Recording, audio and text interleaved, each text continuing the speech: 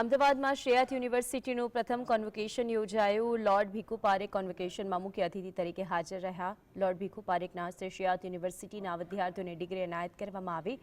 મોટી સંખ્યામાં વિદ્યાર્થીઓ અને આમંત્રિતો હાજર રહ્યા હતા।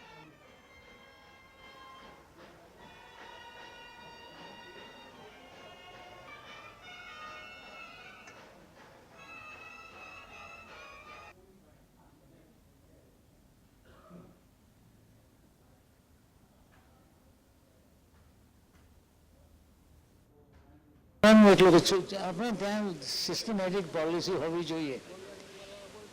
એક પોલિસી મેં પ્રાઇમ મિનિસ્ટરને સજેસ્ટ પણ કરી હતી કે પરદેશમાંથી તમારે માસ્તરો લાવવા પડશે। આપણે ત્યાં એવા ટ્રેન્ડ શિક્ષકો નથી, તો પરદેશમાંથી તમે શિક્ષકો લાવશો કઈ રીતે?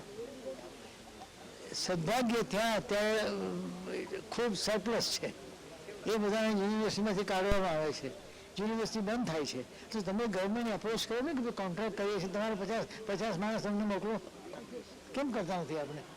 ત્યાંનો અહીંયાનો માણસ તો ત્યાં આવી શકે કે વિચાર નથી થતો।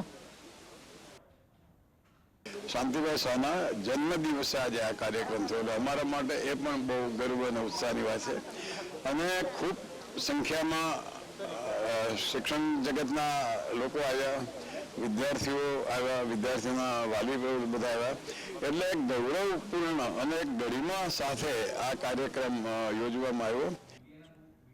સર, ટોટલ અમારી પાસે આ વર્ષે 102 સ્ટુડન્ટ હતા। 73 સ્ટુડન્ટ ફ્રોમ BCA બ્રાન્ચ અને 29 સ્ટુડન્ટ ફ્રોમ BBA બ્રાન્ચ। અને બીજી વસ્તુ કહું કે ગુજરાતની અંદર ફર્સ્ટ ટાઈમ શ્રેયાત યુનિવર્સિટીએ એકેડેમિક બેંક ઓફ ક્રેડિટની ઉપર ઓનલાઈન ડિગ્રી પણ લોન્ચ કરેલી છે અને 100% ABCID ક્રિએટ કરીને બધો જ 100% ડેટા અપલોડ કરેલો છે।